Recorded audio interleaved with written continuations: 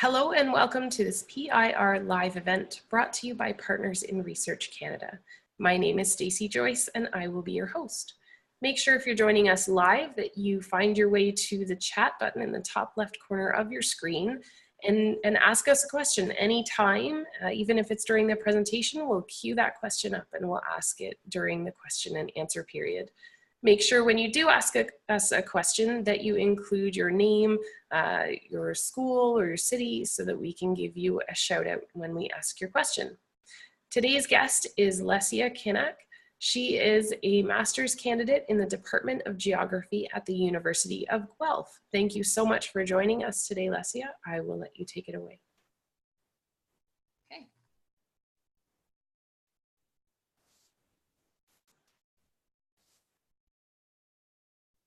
All right. Well, good afternoon, everyone. I'm really excited to talk to you today about food waste, and I've got some interesting photos I'm going to show you and explain where and why food waste happens in Canada and what you can do at home or at school to help reduce the amount of food that gets thrown away.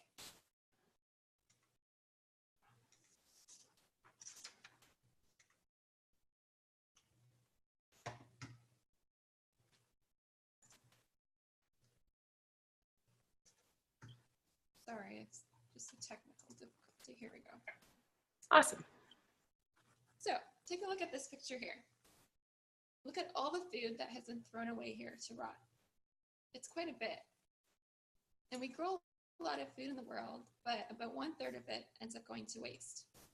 That means it doesn't get eaten, and most of it goes to a landfill or the dump. It's a really big problem, especially when we know that there are lots of people in the world who are hungry. But why does this happen? Why do we throw away so much food? I'm going to show you how food waste happens in Canada. So first, we start at the farm. This is where about 10% of food waste occurs in Canada. The farmer tries hard to grow beautiful food, but sometimes it's not perfect. So we can look at these carrots, for example. You can see that they are not perfectly straight and that some of them actually look pretty funny. But if you look at carrots in the grocery store, they are all perfectly straight. The grocery store won't accept twisted carrots like the ones here, even though this is a natural way for them to grow. So funny looking carrots like this would get plowed back into farmers' fields, even though they are perfectly good to eat. Here's another example. On the left, we've got some not so perfect tomatoes and a purple eggplant that looks like it has a nose. These are from a farm that I worked on 2 years ago near Guelph, Ontario. Sometimes things grow in a funny way, but they're still good to eat. And on the right is a bag of no-name naturally imperfect apples. Some grocery stores have actually started to sell imperfect fruit and vegetables at a lower price. And I would, for example, buy a bag like this and use the apples to bake something or maybe to make some applesauce.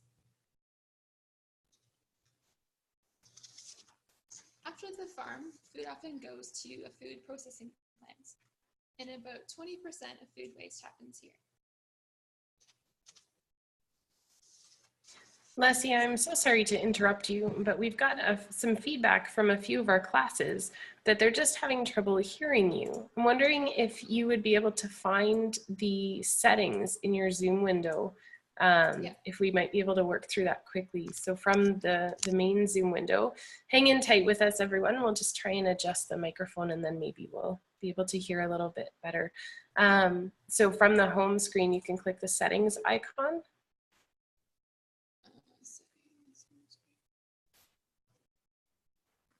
Sorry, it's a separate Zoom window than the one that you see my face in. So it has an orange and a blue button? Yeah. Okay, and settings up there.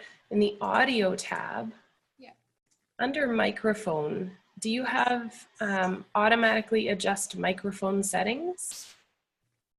Yes, it says automatically adjust. Can you leave that checkbox unchecked? Okay. So leave it open, but right above that, there's an input volume bar. Are you able to move that bar to the right? It's already to the right. Okay, so it's all the way to the right. Yes. Yeah. Okay, perfect. That's the best we can do on input. So you might just have to yell at us a little bit. Okay. Sure. Sorry to interrupt. We can go back to screen sharing right from where you left off, I believe. Okay. If you wanted to go back to share screen at the bottom. Thanks for sticking with us, everyone. The glories of doing something live.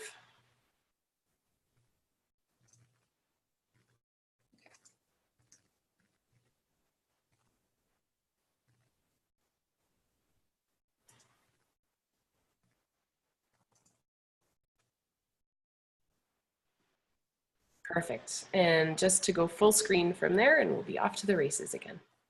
Okay. All right, so hopefully you can hear me better now. But do let us know if you still have trouble. So we're going to go back to those carrots now. They've come from the farm, and now they're going to a food processing plant or the packing house. And here, carrots get passed through the photographic sensor machines, which will search for defects in their appearance. So carrots that are not bright orange, or they have a spot or blemish, or broken would be swept away instead of being packed to be sold later.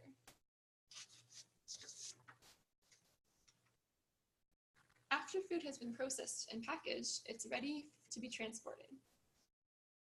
Only about 4% of food gets wasted through transportation, which is pretty low. That's pretty good.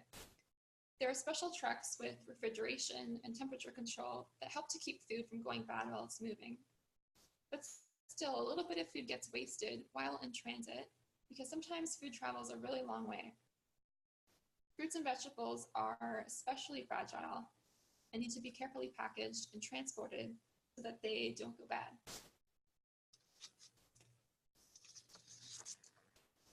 After either a short or long trip, food makes its way to the grocery store where we normally buy it. And this is where about 10% of food waste happens. So we don't usually see this happening, but grocery stores do throw out a lot of food. For example, this picture shows packages of hummus in a dumpster that were thrown away behind a grocery store in Vancouver, British Columbia. It's quite a lot of food.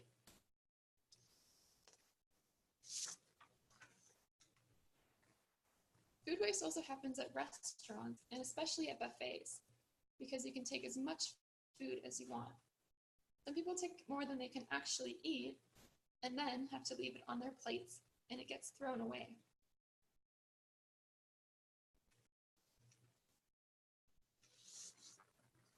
Finally, food makes it to our homes. And this is where most food waste happens. Almost half of all the food wasted in Canada actually happens within our own homes.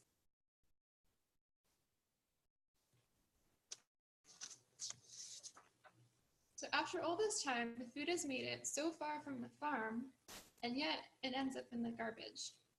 And in Canada, the typical home wastes or throws out about 4.5 kilograms of food per week, which is roughly about 10 pounds. That's quite a bit. Now, why does this happen? Well, sometimes we buy too much of something and we can't eat it all before it goes bad. Sometimes things get lost in the refrigerator and we forget that it's there. Then, weeks or even months later, we might find it and realize that it's gone moldy or sour. And other times, we might not finish the food on our plates and we throw it away instead of saving it for later.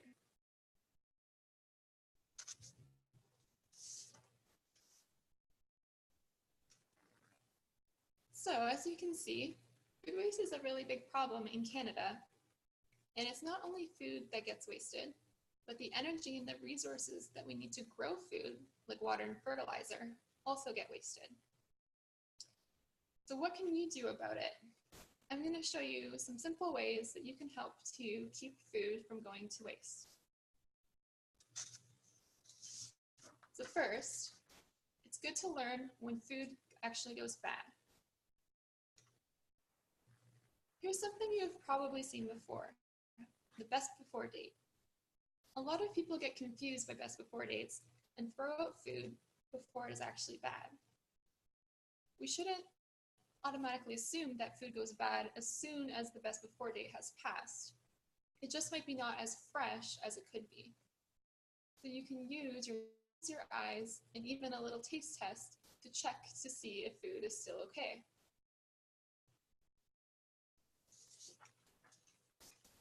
Another thing that you can do is really make use of the freezer. So for example, if you have too much milk that you cannot drink, or you know you're not going to drink it all before it's going to go bad, you can freeze it.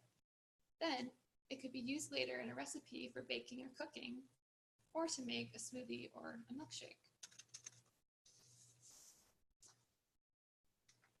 Another thing we can do is to take smaller portions of food.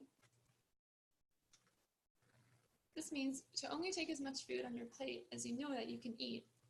After all, you can always go back for seconds if you do want more, but you can't put the food back that you've already taken onto your plate.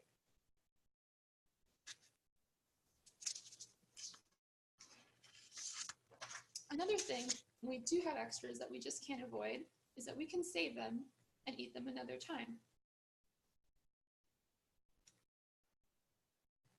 For example, here's a picture of some leftovers from a Thanksgiving meal.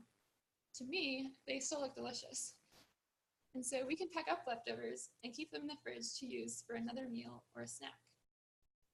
And if we go to a restaurant and can't finish the meal, then you can ask to get it packaged and take it home with you and eat it the next day.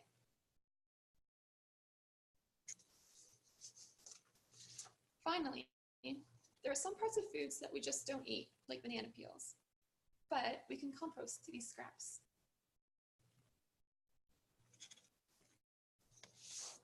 So instead of throwing things like banana peels or eggshells just into the garbage, we can use a composter, which will then turn them into rich soil. And here's an example of what a backyard composter might look like. It's important to know what goes into the composter. So for example, fruits and vegetables are okay, and so are eggshells, tea bags, and leaves or grass. But milk, meat, bones, and oil shouldn't go in. So there are lots of different handy little lists out there, like this one, that give you a quick guide to what you can put in the compost and what's better to not put in there.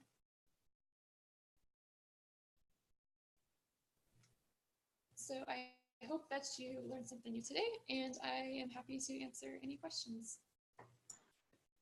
Thank you so much, Lesia. You can go ahead, perfect, and stop sharing. And we have our first question here from, I hope I'm saying your name correctly, a grade 4 student at Hillcrest Public School named Breelyn, wondering why all imperfect looking food is wasted. Is there anything they can do to change that? Yeah, so that's a great question. It's in recent years, so in the last, I would say 5 to 10 years, it's become more common for grocery stores to start trying to sell things that aren't perfect. It started really in Europe first, actually. In France, there was a grocery store that had a very big success in selling lots of different, all kinds of things, not just carrots, but all kinds of fruits and vegetables. And so some stores in Canada and the USA have also started doing this. And as well, even just people, you know, it's about consumers also knowing that it's okay to eat those kinds of food and that we can use them when we're cooking or baking because it doesn't matter what it looks like. So it is getting better, and the store is starting to sell some of that. Perfect. Our next question is from the grade 5-6 class at Adelaide Hoodless in Hamilton. And Elijah wants to know what type of food is most commonly wasted. That's a really great question. So things that are really perishable. So perishables are things like milk and meats and eggs and your fruits and vegetables that, you know, things that you often would keep in the refrigerator or freezer that, you know, you can't just leave out on the shelf. And so it's items that are perishable that often get wasted. And especially fruits and vegetables, because they're so delicate, and that, you know, they really rely on, it's really important to, it's hard to preserve those. You know, you can keep milk and meat in the fridge or even in the freezer, but if you want to have fresh fruits and vegetables to eat, they only stay fresh for so long. So often those are the things that will get thrown out pretty quickly in homes. And the questions are certainly coming in fast and furious now. Keep them coming. We have our next question from Stephanie from Newcastle, wondering why people waste food. Yeah, that's a great question. So why do people waste food? There's a lot of different reasons. And sometimes it's just as simple as you go to the grocery store and you buy all this food for the week, and then you know, maybe things get busy with your family, or you get invited out to dinner or something, and you just don't end up using all of that food. And you might just buy something that's already ready. So, or there's other reasons, like you know, you might buy something and then it gets stuck in the back of the fridge and you forget that it's there. So there are a lot of different reasons why, but with planning, you know, if you plan your meals and you know exactly what you need to make food for yourself for the week or the day or whatever, and if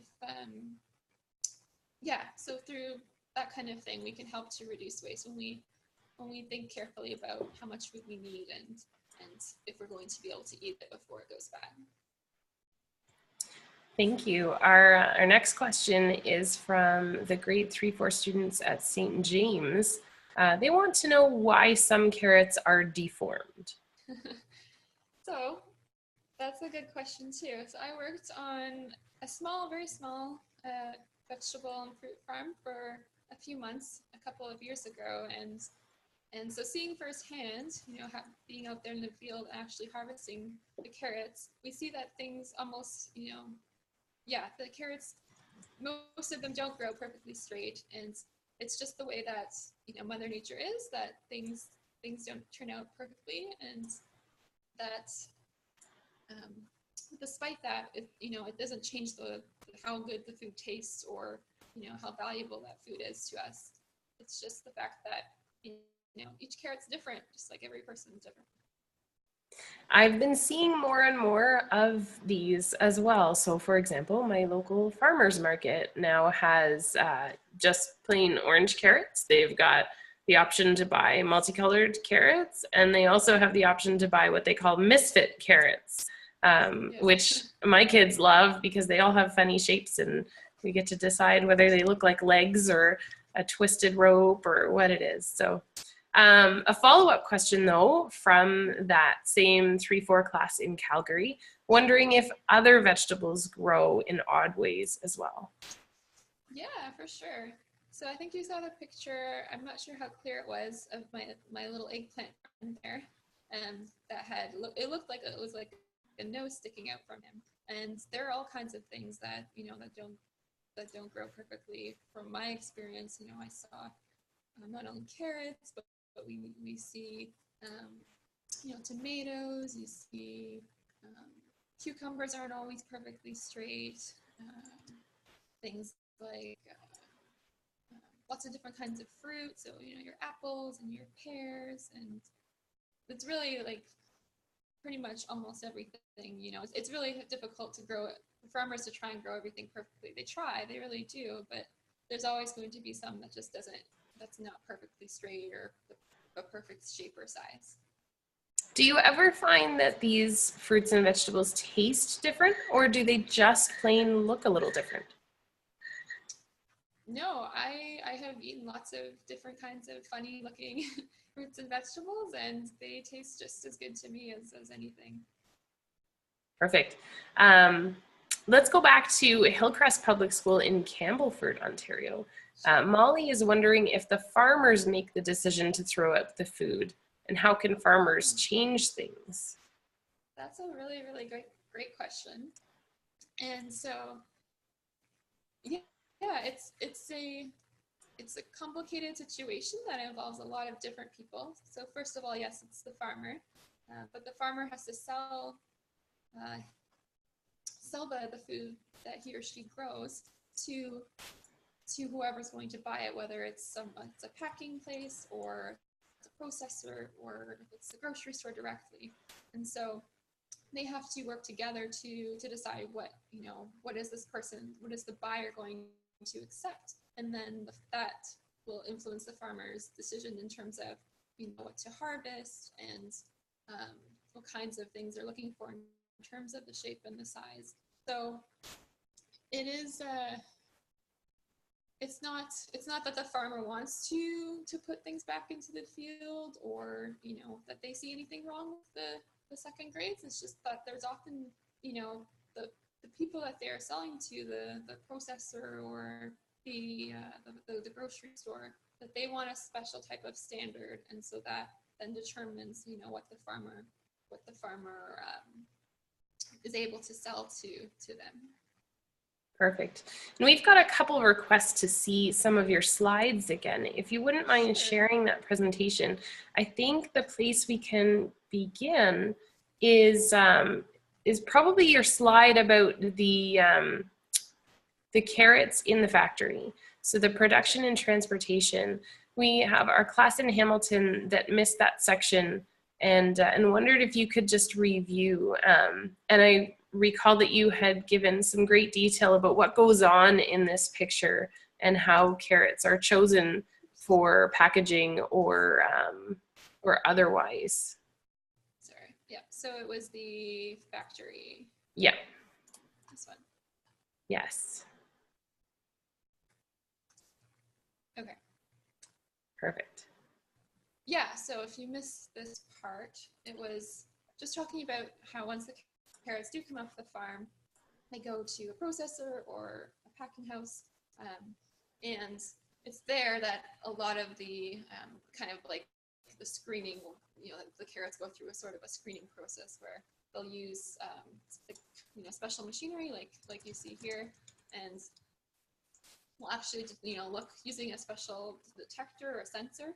We'll look for certain defects in the carrot. So if it's got a big split in the side, or if it's got if it's broken, if it's got a weird spot on it or something, and then there'll be it'll separate the carrots based on the ones that are good to get packed up and shipped to the next destination, or the ones that'll sort of just be diverted off. And then what happens to those depends, but often, nothing gets done with them, even though they're still good to eat.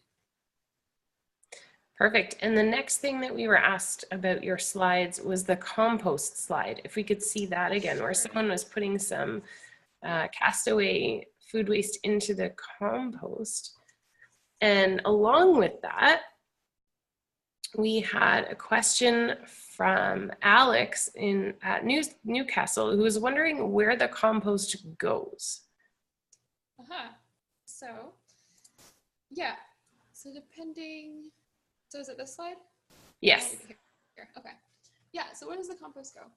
So this is an example of a backyard composter. So this is something that if you've got a yard that you can purchase, or a special type of, usually it's a black plastic, kind of a big, sort of like a barrel, and you fill it with all your scraps, and then you would stir it, every once in a while, about once a month, and what happens is it'll break down slowly.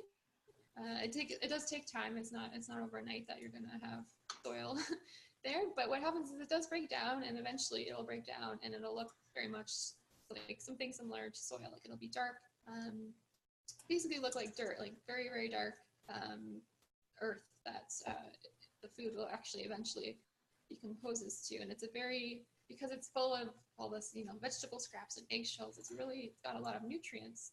So then what people would often do is once it's decomposed enough, then they will mix it in with maybe their garden, or if someone else has a garden that they want to enrich with nutrients, then you can use that compost from the composter. Perfect. And I think that was all we needed the slides for so far. So we can stop the sharing and see your face a little larger again.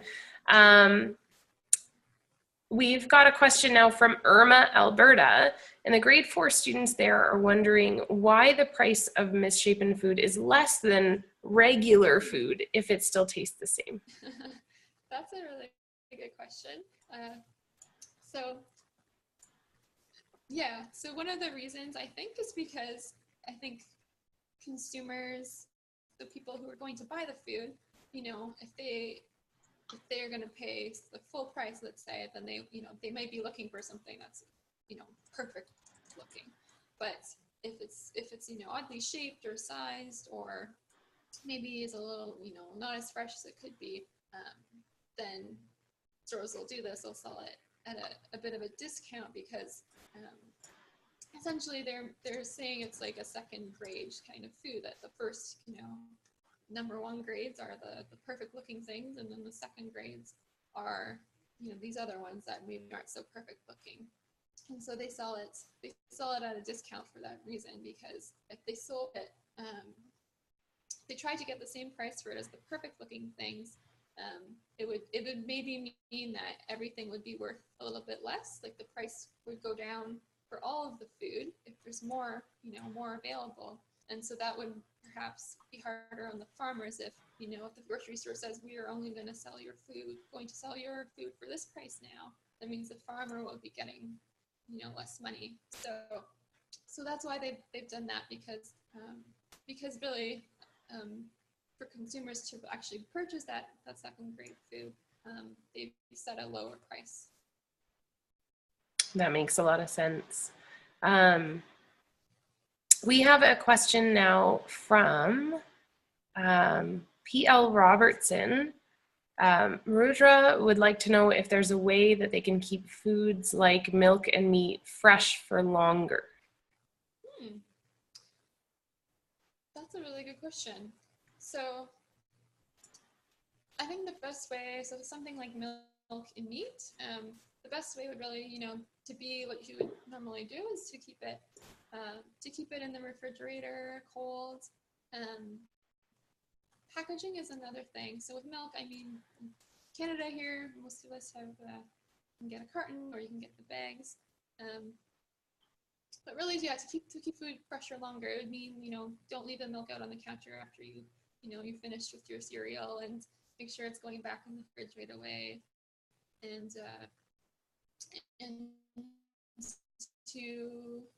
just to make sure that you're keeping things and following, if there's an instruction on the package even for a specific type of food on how to store it, or what, to keep it fresher for longer, then that's also good to follow. Well, thank you.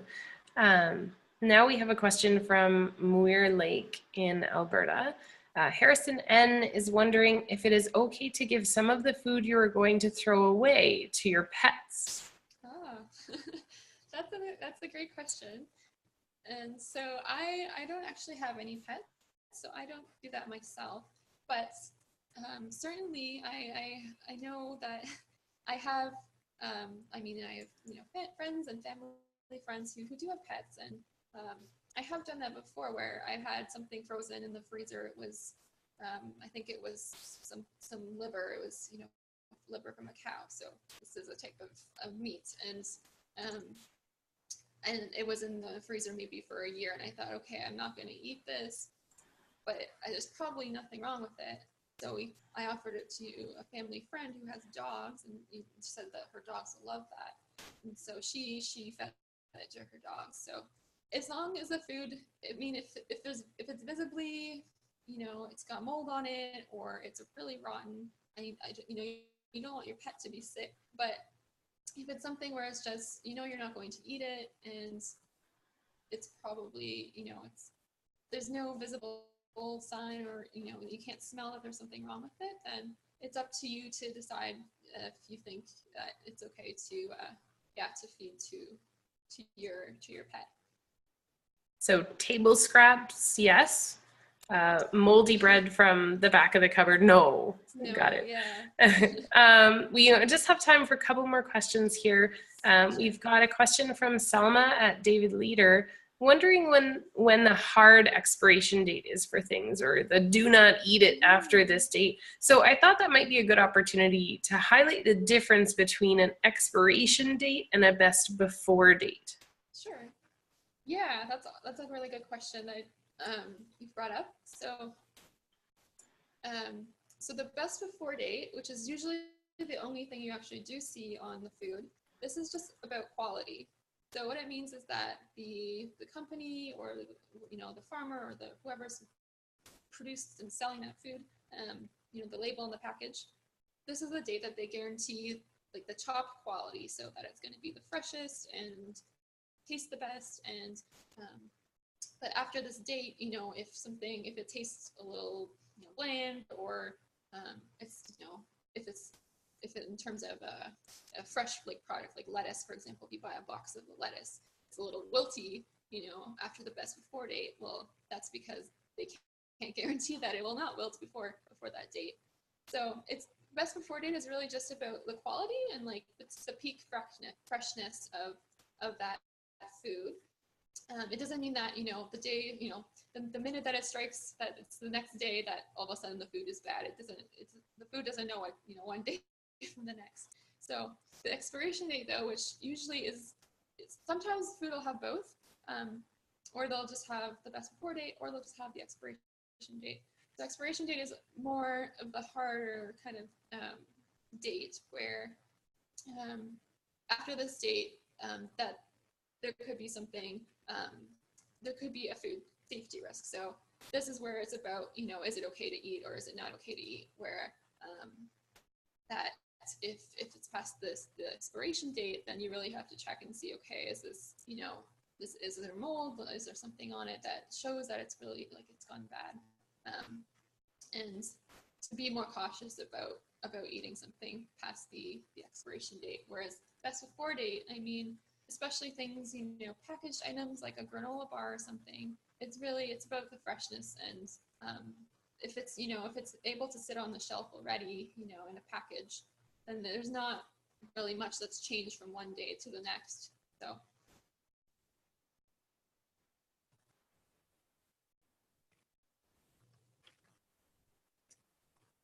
Oops.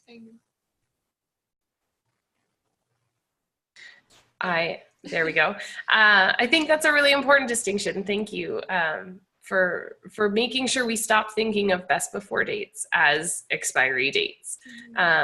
So I think two more questions here. We've got a question from Blair and Irma, wondering why they don't donate food from the shelves to people in need before it expires. So thinking of that bin of hummus that you showed.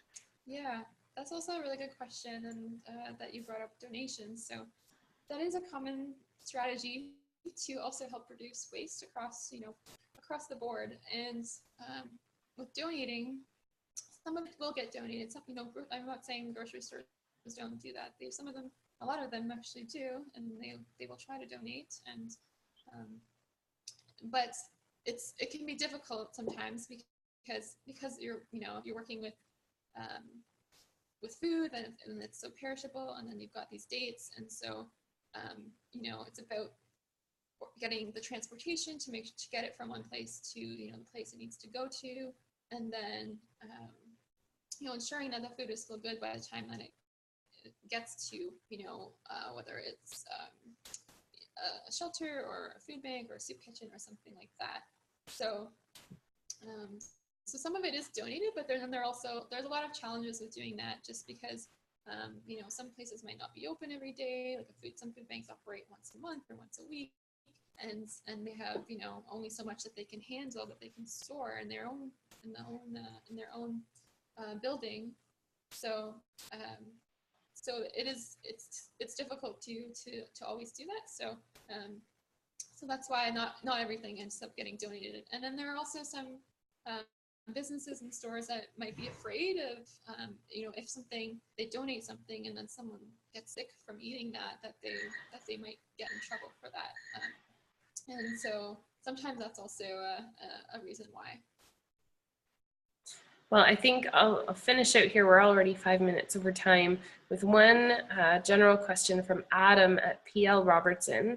who would like to know what he and his fellow students can do to make a difference. So if you had to pick one or two things that they could target, what would you suggest?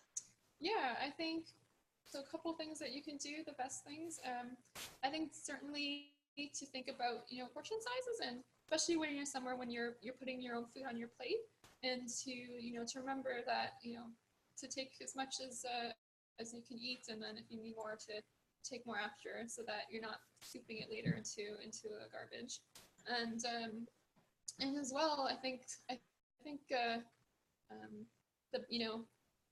just the best before date idea again, and just remembering what that means, and not being, using your judgment, your smell, and your taste and your eyes to see if something is still okay, even if it's maybe a day, past that best before date.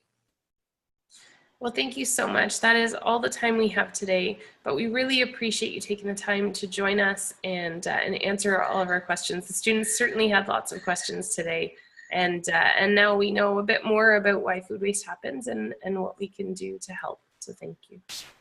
All right, well, thank you. Next week on PIR Live Event, we are learning about how mathematics can become mathemagic. And later this month, we are going 2 kilometers underground to Snow Lab to talk about particle physics and dark matter for Dark Matter Day at the end of October. So you can find more information about upcoming webinars and other educational programming from Partners in Research Canada at pirweb.org. We look forward to seeing you next time. Have a great day, everybody.